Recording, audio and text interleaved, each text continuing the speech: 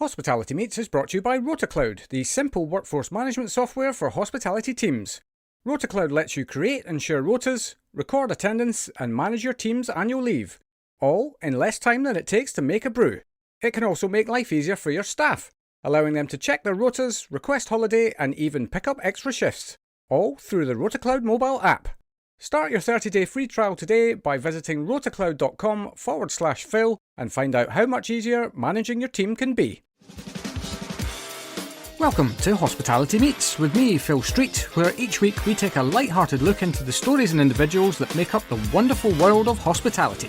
Today's guest is Caitlin Owens, Managing Director at the quite stunning Folscombe Farm in Devon. Coming up on today's show, Caitlin cuts to hard-hitting journalism. How would you describe the human race to a Martian? Phil drops this bombshell. This is Clarkson's Farm before Clarkson's Farm. And Caitlin describes a typical day in the life of a Devon pub landlord. Somebody who lives in the village has bought a sheep on a lead with a bit of tinsel around its neck. All that and so much more as Caitlin chats us through her absolutely superb story so far. Caitlin has made the Code 30 Under 30 list this year, and for damn good reason, and this episode is rammed with humour and heart all the way through. So please don't forget to hit that subscribe button and give us a like and a share wherever you can. Enjoy. And a massive Hospitality Meets welcome to Caitlin Owens. Hi Phil, how are you doing? I'm all right, how are you? Yeah, very good. It's a lovely grey day.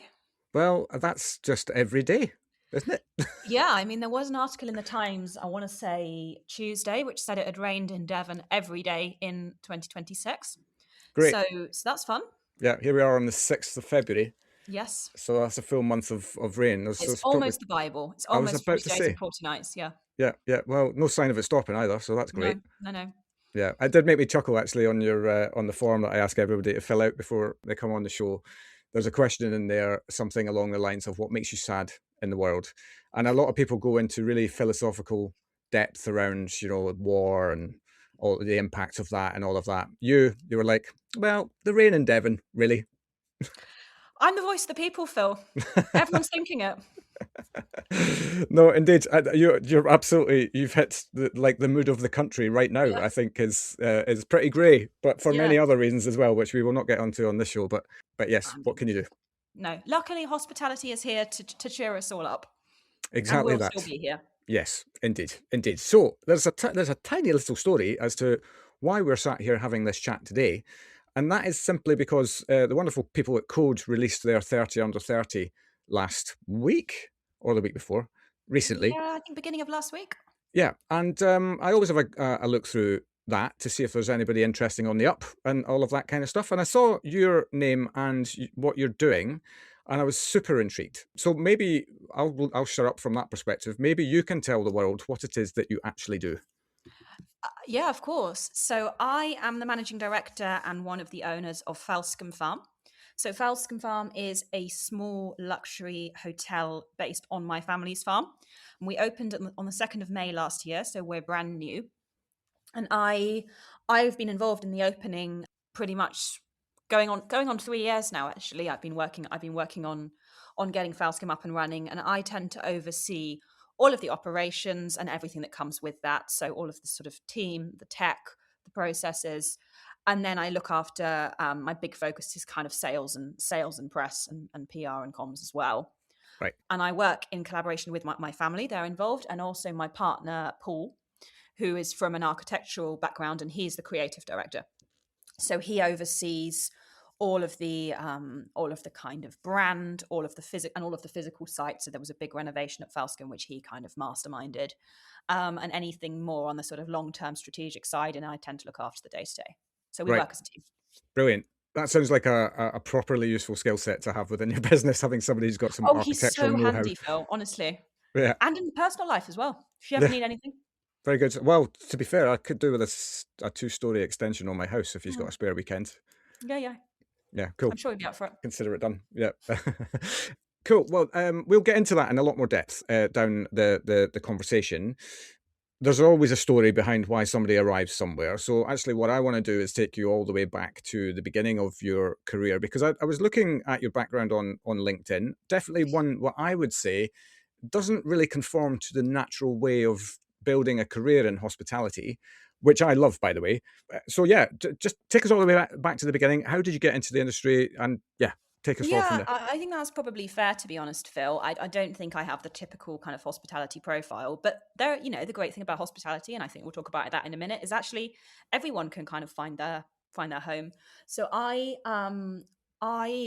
grew up in Devon, near where the farm is, and I worked in pubs and restaurants and actually hotels, sort of when I was a kid, or not kid, but you know, when I was teenager, when I was home from uni in the holidays. And then I kind of grew up, went off to London and started this kind of corporate career in consultancy, which I was really enjoying. I loved the people, I loved the energy, I loved being in London, I was having a great time. But I always felt that I wasn't quite sure if it was my dream. And then 2020 came along, came home Oh yeah, from remember that? London. Yeah, I know. It feels like a long time, doesn't it? Well, Um, 6 years. Jeez. yeah, came home, spent some time with my parents, with Paul, and I was working remotely, but my parents had taken on this farm, and they originally took it on as a meat farm because they wanted to basically prove that you could make very environmentally sustainable and very healthy and very delicious and very high quality meat, and you could basically sell it as a premium product. And they had this incredible farm in organic, amazing soil health, and they were doing that. But they didn't really have a plan for the buildings. And because we were at home, and like lots of people in lockdown had a bit more time, we were all of a sudden spending all this time on the farm, and it was amazing weather in the UK in the first lockdown, Oh as yes. we can all remember. In And I stark was contrast to today. Indeed, yes. Yeah. So I was able to kind of spend time helping the farmer, helping with bits in the garden. And I was just really struck by how beautiful the site was. And because when you're at Falscombe, you can't see out. You're in the cluster of buildings, and you're in this amazing kind of deep valley. And all you can see is the fields of the farm, the rolling fields. And you're not overlooked. There's no road. You're in this almost like cocoon of productivity because there's incredible wildlife, incredible bird life. The soil's amazing. And I just thought, I'm getting so much from spending time here. I bet other people would as well.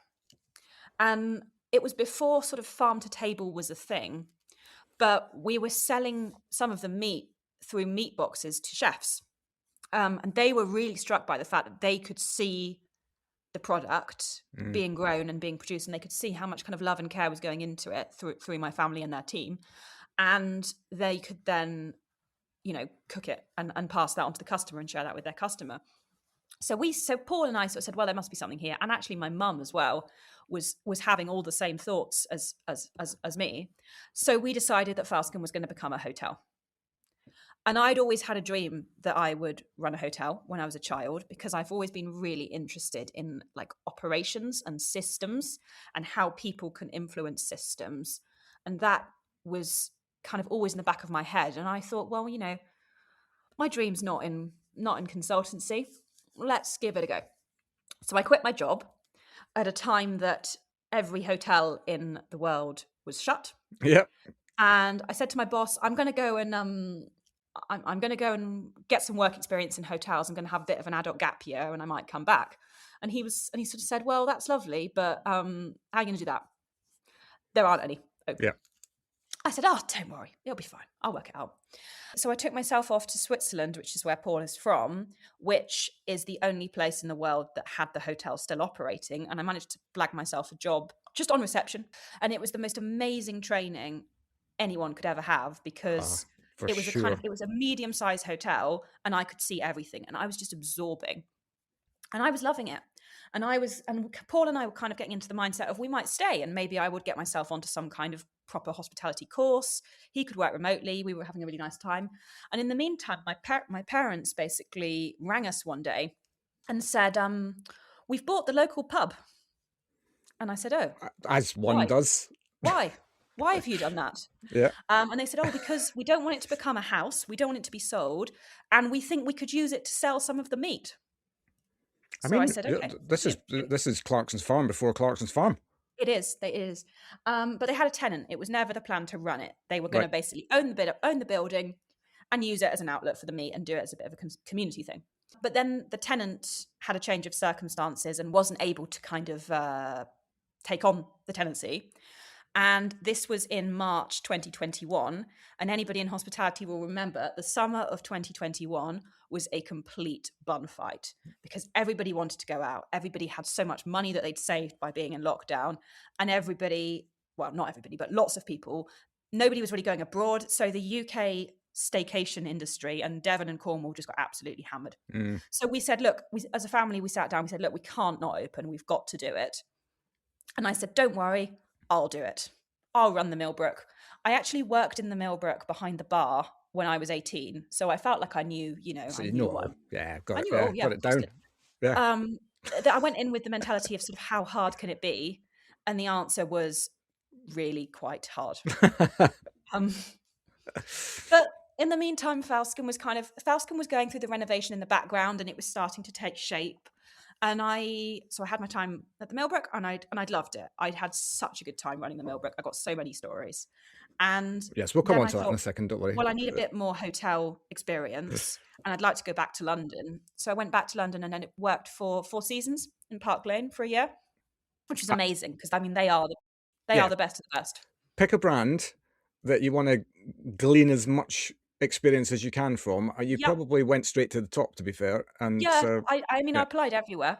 right. All of the brands that I wanted to learn from. But yeah, I was like a little sponge. I was like taking it all. Mm. And then I stayed doing that until Falcon was kind of ready for me, I guess. And I've been running Falcon now we've been open for 8 months and I was involved for about 18 months beforehand. Right. Wow. Yeah. I mean, I love it. Like, there's so much to love within here. And don't worry, we are going to go back to your experience as running a pub in a second. But I really just love the idea of like how this has all kind of come about. Like, it's come about from effectively your parents having a bit of a dream, I guess, that we can do that things can be better, and we can probably play a part in making that better. Yeah. And but also even just the way in which they took the pub on, in the sense that, we're doing this because we love this pub. We don't want to see it become something. It was their local. Yeah. It's where their kids had summer jobs. It was, and I don't need to tell you or anybody else that it's not an easy time to have a pub at the moment. Pubs are, the margins in beer are not good. And the cost of having the labour to have a pub open all day is high. Yeah. And that's why, and people are drinking less, and that's why pubs are closing all the time. And the Millbrook was kind of no exception. But we thought, no, there's got to be something here because it's an amazing building. It's a completely unique place. And we thought, well, if we can get an offering that people will travel for, and if we can make this a destination, we can keep the Millbrook going. And it's not been easy, and we've had to pivot at times. But actually, 5 years on, the Millbrook's still going, still standing. Yeah, totally. And a lot of that comes about from learning lessons when things don't go quite according to plan, isn't that right, Caitlin? In terms of some of the stories from your time when you things not go to plan, Phil. That's news. Yes, well, No. let's talk about beer lines, shall we? Yes. So this is an example of things you don't know are important and complicated until you have to deal with them. Yeah. So I grew up, well, I didn't grow up, but I grew up going to pubs, and the beer just comes out the tap, right? It never occurred to me that there's actually quite a lot of work behind it to make the beer come out the tap. That had you not run a pub, you would never know about. And I'm kind of talking to the publicans here, but I didn't realize there's actually quite a lot of skill in the line clean and the cellar. And if you want to keep the beer flowing at the right quality that your customers will be happy to pay for, you need to look after your cellar and you need to maintain it, and you need to maintain the lines. And the way you clean the lines is by putting basically chlorine chemicals through the lines, letting it sit, letting it clean them all out, and then flushing it all through and then putting the beer back on. Easy in theory, if you know what you're doing. Unfortunately, I didn't know what I was doing. So one of the first, I think it was probably about 2-3 weeks into running the Millbrook, I was like, right, got to clean the lines. They'd been cleaned before, but not by me. So I was like, this is my time. And somewhere along the line, I must have sort of forgotten to switch a valve off or left something open. because we'd got the chemical in, we'd had it sit, it was fine, and we were flushing the chemical out, and all of a sudden it just came spurting out of somewhere at massive pressure, and myself and my junior barman Indy, who was, he might have been 17 at the time, he wasn't very old, Right. were basically just being sprayed with chlorine. So we were absolutely fine. We had eye protection on, we had aprons on, we were okay, but we had no idea how to get chlorine to stop. And we were basically frantically turning off anything we could see that we could Anything and possibly turn everything. off, Yeah. everything, to try and get the chlorine to stop spraying at us. And eventually, obviously, the pressure in the system went down, and we were able to flush it through with water, and it became apparent that it was there was a valve had gone, like a gasket had gone. Right. But I just had no idea. And I just thought, this is like a monster. This is like a robotic monster that's kind of rising up to fight me. Yeah. Oh, God. I mean, but I would imagine as well, there's so many people who've got similar stories the first time that you're put into that kind of environment whereby you think you know what you're doing, for You sure. do. And pubs are so integral to British culture. We all think we know what we're doing because we know pubs. Pubs are so familiar, but Mm. actually, there's loads of science in pubs, and there's loads of science in. Maybe I'm getting a bit detailed, but real ale, as in the stuff that comes on the pump as opposed to out of the taps, comes in basically a sealed barrel. And what you have to do is tap the barrel. So you have to basically make a hole in the top of it so that you can then put in the tube that then leads to the pipes. And there's a real skill in that, in how you tap it, the pace you do it with a mallet, and where you are standing, so that you don't end up with a face full of beer. Indeed. And I would say for my first month of running the Millbrook, I stank of ale most of the time. Yes, but you learned, right? I did learn, yeah. Yeah, Um, thankfully. But there's a couple of things in play here that I love. One, I don't think you've lived in hospitality until you've had a face full of beer. I think we could probably all agree that. yeah, But two, the thing that I love the most about that is, please take this the right way, your naivety. Like, yeah, I think it's completely. I didn't have a clue. genuinely, yeah, but it's such a wonderful trait to have in business, I think, because if you think about that moment whereby you're working for your consulting company, and yes, okay, the world's in a state of flux in that time, so it is a time, I think, where a lot of brains went, right, what's going on in my world? And also Am we I had where I time should to be? think because we weren't doing Yeah, anything else. well, exactly. But if you overthink that, and you think, rather, because your approach to it was, oh, I'll go and run the pub, I could do that. But if you then sat down and went, well, can I though? Because I don't know. Well, I mean, I maybe probably don't know 90% of how to run a pub really in that moment. But we're having a very different conversation then at that point. But it's one of the things that I've definitely come to learn, that naivety is a glorious, glorious thing to have, especially in entrepreneurialism. I think it's also, you have to be realistic in your expectations of, you have to try things and accept that they might not go well. Mm. And that's, in some ways, that's a luxury position to be in. But even at a micro level, you can't control things. And I think in hospitality, you really can't control things. And this is something that I've had to kind of really learn, is you can plan and prepare and organize and do your absolute utmost to control a situation, and it might still go wrong. And that's because any business that involves a combination of people, other people, alcohol, technology, physical things, electricity, machines that can go wrong, food which is variable, people having to deliver you things at short instances, it's going to have a level of chaos to it. Yes. In fact, I think that was one of your other notes. So let's all be honest that, if you're operating in hospitality, you are operating on the edge of chaos. Yes, and the critical success factor is, can you stay on the right side and not descend into chaos? Mm. And I think at Falcom we absolutely do. We are absolutely on the right side, and the chaos is, where there is chaos, the chaos is very contained. In the Millbrook in 2021, the chaos was running free, and we were just kind of riding the wave. Yeah, yeah, yeah. But that's also cool, right? That you learn so much in the moments of chaos as well. Like, you learn maybe even more about yourself than you do when things are operating beautifully. I think it's an accelerator, isn't it? When everything's operating beautifully and every day is the same, you don't get faced with so much. But when you are in a business that is a busy business, where you're not quite sure what you're doing, and things are chaotic because the world is chaotic, because in 2021 the world just was chaotic, Mm. you just have to adapt quicker because you're faced more. You Yeah. get more opportunities in a day to learn. Yeah, yeah, yeah, totally. Do you think that your time working within the world of consulting has helped with all of this kind of stuff? Because there must be a lot of theoretical things that you can transport into, well, any environment, I suppose. I mean, subject matter wise, literal knowledge of facts, no. I don't use it anyway at all. Mm, What I do use is there's two things that I really got from being in that environment and the training that I got there. And one of those is kind of soft business skills, and the other one is work tech, basically. yeah, So, in terms of soft business skills, I can write a very clear email that gets what I need. I can chair a meeting. I can write the notes from the meeting. I can run a sort of, I can run a performance conversation with a member of the team. I can put together a presentation that kind of has a beginning and a middle and an end, and then I can then deliver it. And all of that is because I was taught to do it at Deloitte in a structured way. We were invested in that we had to become useful members of the business world, and that is a complete gift because it's made it so much easier for me to accelerate quickly because I haven't had that barrier.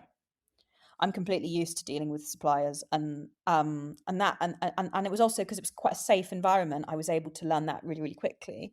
And then the other thing is technology. So I am not a developer, software developer. I never have been. But when I was in consultancy, I was in the technology practice, and I had to talk to a lot of people who had enormous knowledge of technology, and I was able to learn to speak their language. And what that now means in Valscombe is you can't mess me around. If you're a technology provider, you can't mess me around because I will call it out. And that sounds like quite peripheral, but actually, how much of hospitality now requires tech? We've got to sure, deal yeah, with payments machines, we've got to deal with a property management system, we might have to deal with like a guest database, we might have to deal with an email subscription service, Google ads. These are all things that are kind of quite a big part of my life. And I'm not an expert in all of them, but because I've had that time in consultancy, which was very kind of technology focused, I can talk to people about them and understand what they're saying and call out when I think things are wrong. yeah, yeah, totally. And this is the I think generally speaking, at whatever point in time I speak to anybody on this show within their journey, I used to think there was a question I used to ask, which was, "Do you think all roads lead here?" And I think in the end, it's such a pointless question because, of course, they do. Otherwise, you're bringing the skills that you've learned from a different life, if let's just call it that for Yeah. simplicity's sake, into a new life whereby, well, it's not that new. There's heritage within your family around the desire to deliver a hospitable service to people. That doesn't change whether you're delivering meat to somebody or whether you're delivering a pint to somebody. It's the principles remain the same. So I just find it's really interesting. This is, I think, maybe one of the reasons as well I was so keen to have you on the show, was just to learn a little bit about because I don't think this is something we talk about enough in hospitality, is the skills that can come from different spaces that can help hospitality. It's been quite a closed shop for quite a long time. It has, and the quality of the and there's been a lot measured on kind of vocational training within hospitality. And I'm quite honest with everybody in with my team, both when I'm hiring and once I've hired, that I'm not that interested in vocational training and I'm not that interested in structured work experience. Now, clearly, if somebody's run a pub for a year, they're not going to make the same seller mistakes that I made, and that is of a benefit. Yeah, On the other hand, hospitality, I think, is a fantastic industry where you can find your bit. So we have roles in Falscombe in particular, which are for people who know everything there is to know about soil and plants and what plants grow in what locations. We have roles for people who are very sporty and who are kind of managing that element of the guest experience and taking people to the beach, taking people guided on Dartmoor. We have roles for chefs, of course, but we also have roles for people who are much more teachers. You know, one of my senior chefs, he's a great chef, but he's also a fantastic trainer, and he kind of takes it upon himself to explain both to junior members of the team and to the guests. He's almost like a yeah, he's almost like a presenter. And there are roles for people, I have an amazing copywriter who's got no background in hospitality at all, and she kind of comes from like journalism almost. And because a hotel is so sort of all encompassing and so complex, there are opportunities for people to bring in skills from outside. And I have loads of random knowledge from loads of places. When I was in consulting, I was actually working in insurance, so I know more than most people about insurance. it's not that useful in what I'm doing now, but it comes in, and the soft skills definitely come in. And there are people who kind of have areas of expertise, which I love, because it makes it so rich. It makes it such a great team. And ultimately, we have to, as hospitality professionals, our job is to connect with our guests, and they're different. They're diverse. They come from different spheres, and the more diversity we have in knowledge, experience, and kind of heritage, I guess, the easier it's going to be to find common ground with a guest. Yeah, no doubt, no doubt. I'm glad you brought up insurance, which is something I never thought I'd say on this Oh yeah, podcast. But yeah. It's not everyone's favorite topic, no, actually. it's Very definitely not. interesting, though. It's a really interesting industry. Yeah, well, Very mathematical, you very might have to. I data-based. was going to say you might have to sell that one Mm. to me, but it was actually wasn't specifically around the mathematical elements of it. It was about how you've managed to glean probably an I was going to say an unhealthy knowledge of German food language. Mm. That Makes happened it in that sound worse section. sound Yeah. worse when you say it like that, doesn't Well, it? unhealthy is not a great word to use, but No. I'm trying to think of another word, but I can't. No, So we'll no. just we'll run with it. So what Phil's referring to is, before I was even in consultancy, when I was working, when I had my year abroad, because I studied French and German at university, and then I switched to just German. So I had a year out working in Germany when I was 20, 21, I think. And I went to Munich and I worked for Allianz, big insurer. But my role was pretty specific in that I worked as a languages assistant, mainly supporting the board, which meant in practice that I used to proofread speeches and that kind of thing. But a large part of my day was translating menus for their business lunches. So the board would have these very elaborate business lunches, and where they would invite, don't know who they were inviting, to be honest, clients, I'm assuming investors, whatever. And I would basically write the menus, and I would make sure that they were all spelt right, and I would make sure that anybody from any language could kind of understand them. And they would always come to me in German. And what this means is that my knowledge of German specific ingredients and kind of, like, types of fish, types of mushroom, meat cuts is way above what you might expect for somebody who runs a luxury farm in Devon. It's not of any use in my current role, Not yet. except for if we have a German coming to stay, which does happen. Actually, German-speaking Europe's quite well represented in our guests. They really like the farm-to-table thing. And then I can deliver their menu introduction in German, and I just feel, it feels great.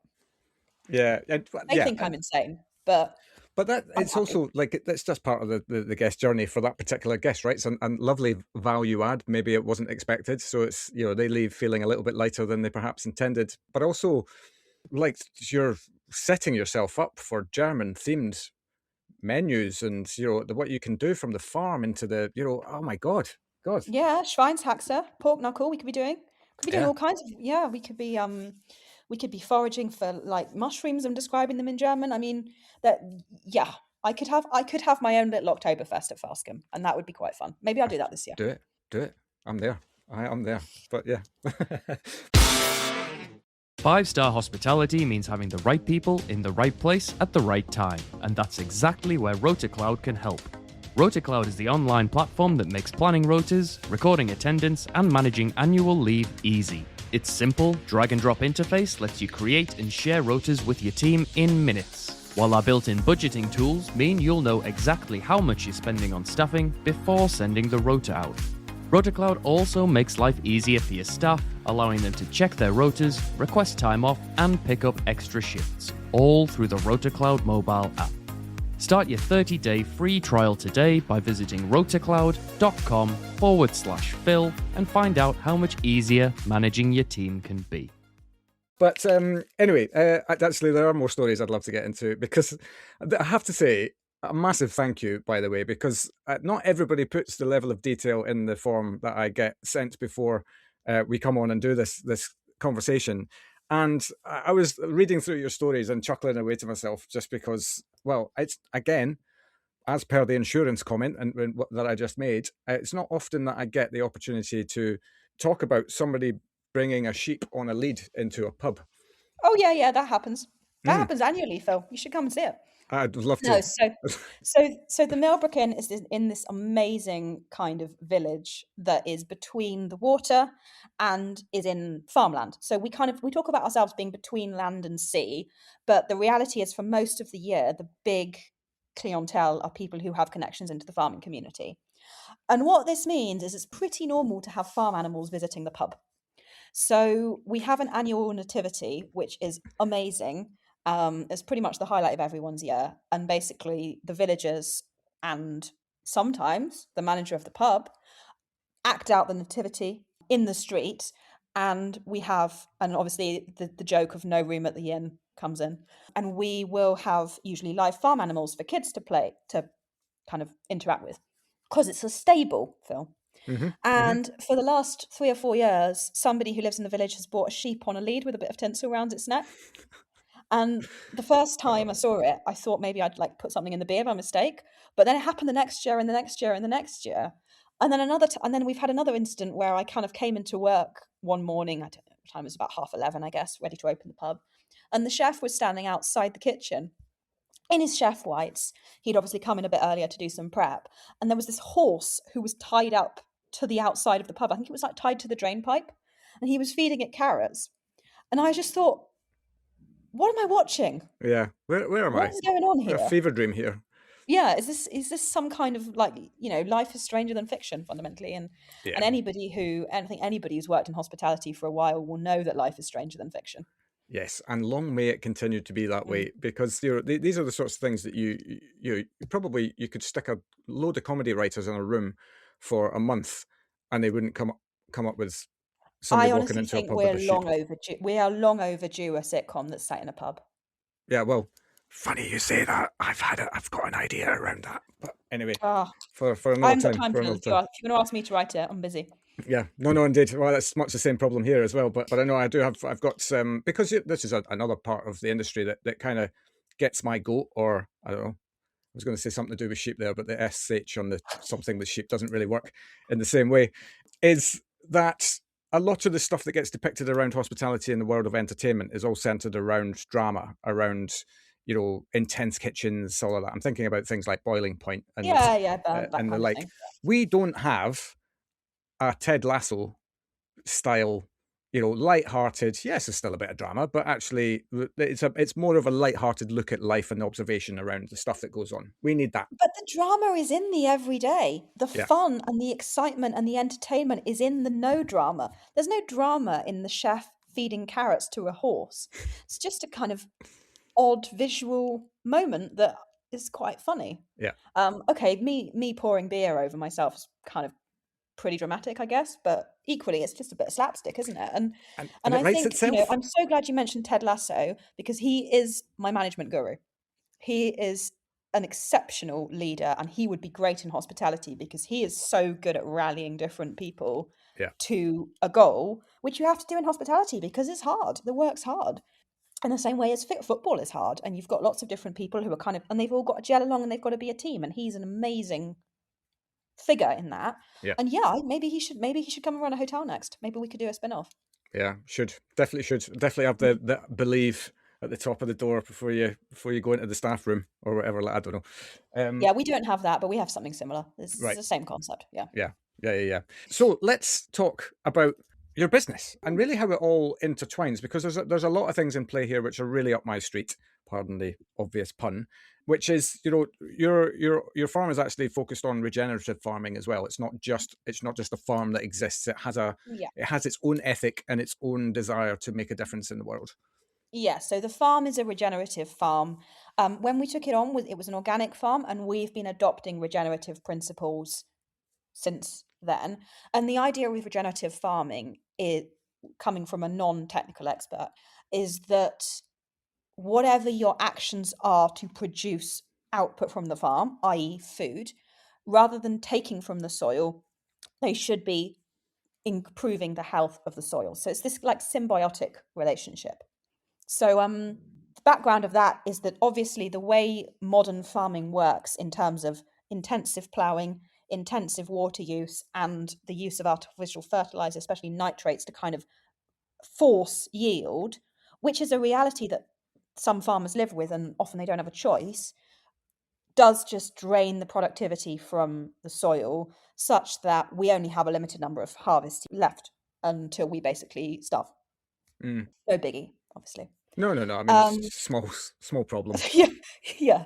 But regenerative farming aims to basically measure the level of carbon in the soil and show that through changing your practices, such as using animals to fertilize rather than artificial fertilizers, such as not ploughing, making much more use of like the structure of the roots, such as avoiding monoculture where there's just like one crop, because different crops at the same time can kind of cross-pollinate and help each other. So you're still creating output, you're still focused on food production. So it's different in that to rewilding. But in your food production, you are symbiotically improving the health of the soil, which means you have to do less to get food out of it, if that makes sense. Yeah, it makes total sense. So that's what we're doing with Falscum, and that's a massive part of our meat farming operation, because the way we treat the animals and the way the animals live is in line with regenerative farming principles. But it Yeah. also forms a really important backdrop to the hospitality. Yes, well, continue. How does it all? I mean, I can probably see how it all intertwines together, but yeah, in your own words, as it were, how does it all work in tandem? I mean, I was talking to a journalist yesterday about why farm stays are becoming popular, because they are. Nobody really talked about farm stays 2 years ago, and now they do. Mm. And why is it that people want it? And for me, it's because people are becoming interested in a constancy that is based on the land, and they want to feel a connection to the land. And what that means in practice is, I think the reason people come to Falscum and enjoy it so much isn't because of the beautiful rooms, isn't because of the delicious food, isn't because of the lovely service. Now, clearly, that's really important. Obviously, because of that as well. Yeah, okay, fine.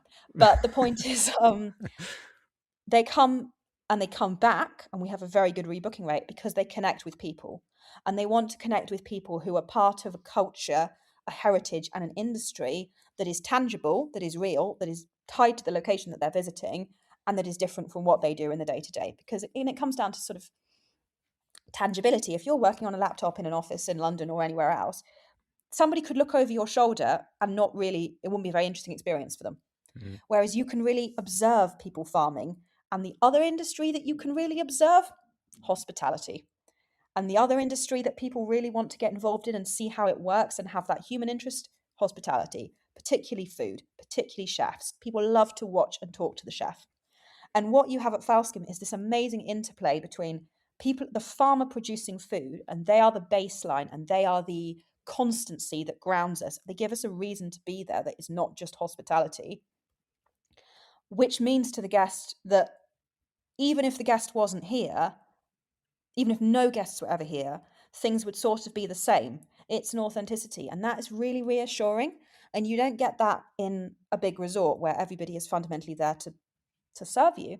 Mm. But we have a relationship then between the food production on the farm and the food production within the hospitality, i.e. the chefs, which guests are just absolutely captivated by. And the fact that the chefs can either be dealing directly with the gardener and the farmer, i.e. they stand next to each other and say, this is what we're going to do, or they can literally go into the veg gardens and pick the produce and it will then go onto your plate, has really captured the imagination of our guests in a way that I didn't necessarily expect. Right. Yeah. But do you know what? Once again, you're speaking my language. This is one of the reasons why I was super keen to get you on the show, because one, I didn't realize that there was an actual terminology for the brand of tourism in which you're operating, farm stay. I didn't realize that was a thing until we'd had this conversation. Oh, really? Yeah, indeed. But that's my own ignorance, which is quite surprising, because I was introduced to regenerative farming in 2020, actually, when I stayed at a property called Birch, which unfortunately is no longer with us, in Hertfordshire. Like Watford, wasn't it? Yes, ish. Watford-ish, we'll call it. Yeah, and they had a chap called Farmer Tom, who's actually been on the show, and they were doing tours around their plan with the land and the importance of regenerative techniques and how you get everything to work in tandem with each other so that it maximizes exactly what you just said there. The not just the output that comes from the food, but actually the ability to create that output in the first place. And I was unbelievably captivated by what he said, because I have for a long time also believed in that we need to be better, really, as a species at this is something that's way easier to say than do, at the quality of the food that we put in our systems. And to the point where I think there's a massive myth, and in some cases this is still true, that to eat in a clean, organic, regenerative way is expensive, but actually it's not nearly as expensive as you think it is, and your body will thank you for it, and it's way more delicious. And God, there's just so many reasons why you should. It's not expensive, but it is an effort. Yeah. And I'm always humble in that Falscombe and coming to stay at Falscombe for 3 days is not going to solve the problem. Because whilst you're going to eat delicious, well-sourced, natural, seasonal, fresh food while you're here, and your system will thank you, as you say, if you're then going to go back to your normal life, and you've got demands on it, and these can be financial demands, which you've touched on, but also we're all busy. We've all got things to do, and we all need to access food in a way that fits our lifestyles. And I'm not suggesting for one moment that Falscombe will say, and places like Falscombe are going to save the way that we as humans are putting fuel into our bodies, especially meat, because it won't. What it can do is inspire people and be a kind of tangible example that people can grab onto, that they then take with them and maybe make small changes in their life, even if it's just buying organic in the supermarket. Buy half as much meat, have meat twice a week instead of 4 times a week, and buy organic. And it costs you the same, and it's a lot better for you, and it's a lot better for the planet. Yeah. I mean, it's the same argument around life's too short for bad wine, right? We can probably get into that if you want in a different way. But the is that's I think that was Virgin Wine's tagline. I seem to remember many years ago. Why would you bother? If the wine's not good, don't drink it. It's not good for you. Yeah. Still, even if it's rubbish, it still costs you money. If you're not getting pleasure from it, don't go there. Yeah, or just drink a little bit less. We don't need it to survive. The world doesn't need it. Actually, that's not quite true, because a small amount of meat in the food chain massively reduces the reliance on fertilizer, and actually we do need to be raising animals, but we as humans don't need to eat meat every day. So don't eat meat if you're not going to enjoy it, and if it's not going to do you any good, and if it's not going to give you good nutrition. Eat meat once a week, once a month, twice a week, whatever practically and financially works for you, and treat it like wine. Treat it as a treat. Yeah, totally. So many things that I could probably still talk to you about, but I want to talk about the future, immediate future and beyond. You're in your first full year of operation, I suppose you could call it, if we're going on calendar years. We're not even at 1 year yet, which Indeed. Is mad when you think about it. Yeah, totally. So talk to me about the where we are right now and what's coming. So where we are right now is Falscombe is really kind of starting to build its own rhythm, and it's starting to run without me, which is an absolute dream and is the biggest joy anyone as an entrepreneur and as a manager could ever have, is seeing the day that you're not needed and that things continue. And of course I'm still needed. I still have to guide, I still have to direct, and I still look after lots of kind of really important stuff like press myself.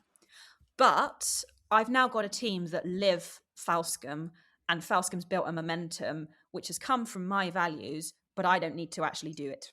And that's huge. That is the biggest joy in my life at the moment. And what that means is I can now take a little bit of a step back and start thinking about how we can really zero in Falscombe on what's important based on what we've learned over the last year. And I actually sat down with the staff yesterday and I did a bit of a presentation of this is what I think we need to focus on for this year. And my big focus for this year is on getting the regenerative message really clear in the farm and also in the hospitality operation, and making sure that that's something that the team are totally bought into, and that we're becoming every day we can become a little bit more sustainable, because you can always do more. The whole point of regenerative is regenerating it's a process, it's a journey. Yeah. And we can always get better. We can always have slightly less food waste. We can always have slightly fewer food miles. We can always have slightly more birds on site, and we can do little things to kind of make it attractive for them. We can always use slightly less energy, and I'm going to really try and refine how we run Falscombe, such that the idea of regenerative farming and kind of extending that to regenerative hospitality is at the forefront for 2026. That's my mission. Nice. Yeah. And do you know what as well? I think that there's also the sustainability it's a big word, really. Massive word. It covers sort of so many things. It's not even like just from an environmental perspective, but actually I think the biggest thing now from a hospitality perspective is actually just the general sustainability of the business itself. With the economic challenges that exist. Look, we're not operating in easy realities. People have not got as much money as they might have had 5 years ago. Obviously, that's a massive generalization, but generally, things are costing a lot.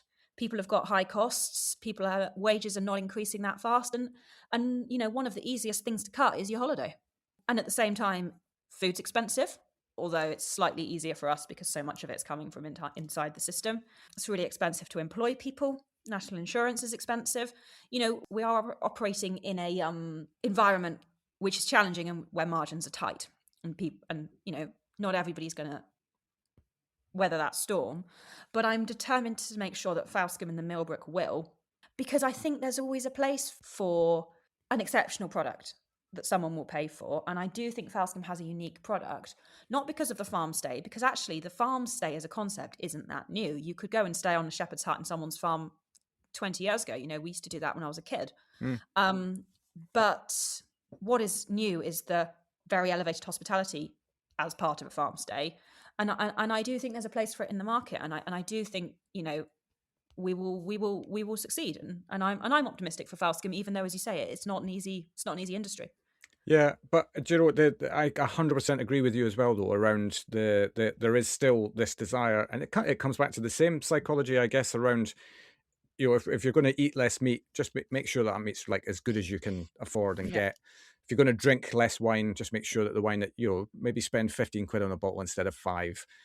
These sorts of things. Same principle around, if people have got less money to spend on experiences, then they're going to want to make them count a lot more, I would say. I mean, you're preaching to the completely converted in any case, because if Facebook was going to do a marketing campaign on me, which I'm sure it will do after this, because I'm sure it's been listening, is that, I also show my age there, don't I, by saying I'm a Facebook user, is that... It's all right, Phil. You're amongst friends here. Well, indeed. Is that you're exactly the sort of experience that I would hunt out. Maybe it's one of the reasons why I was so interested in having you on the show, is because actually, really selfishly, what you're doing fits my algorithmic marketing profile perfectly. You're the mix of hospitality, farming, regenerative farming at that. How this just general care and attention that you put into the food that you can experience in your not property. Just the food.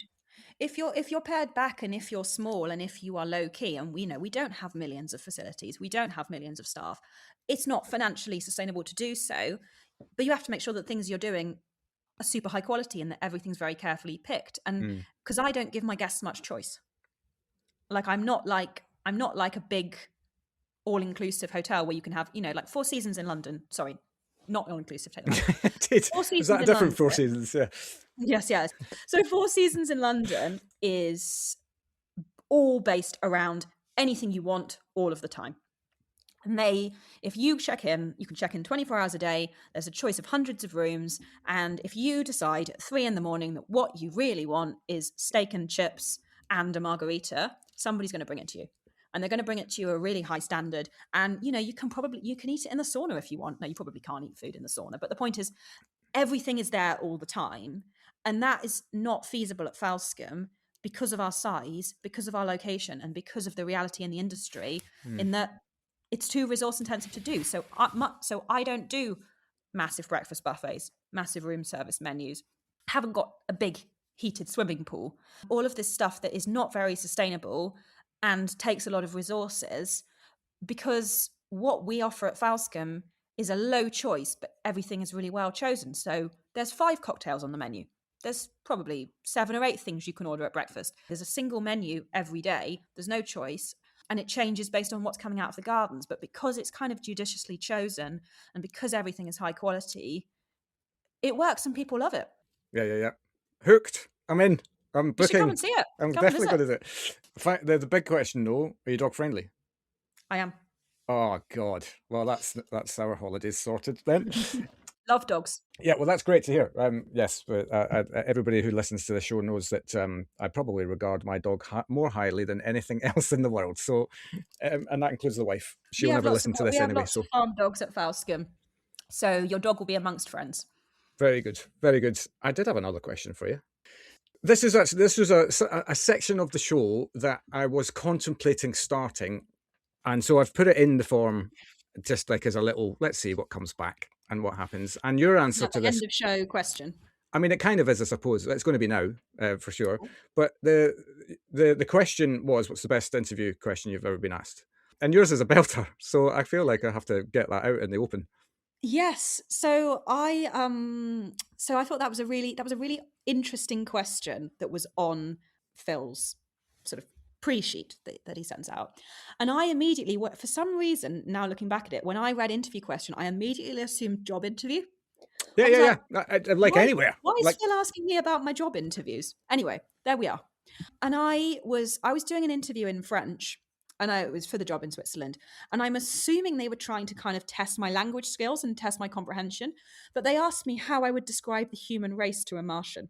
And I kind of had to make some fairly garbled, my French isn't that good, so some fairly kind of Are you sure garbled, they said Martian?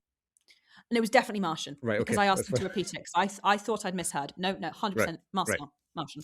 And I kind of made some general remarks and they seemed happy and I got the job, so it was fine. But I've kind of always thought, what a great way to see if someone can think on the spot, because in hospitality you do think on the spot. And when I'm interviewing, I always kind of have it in my mind and then I never think of it at the right moment, which is probably a good thing, because I think if I said, how would you describe the human race to a Martian, they might sort of look at me.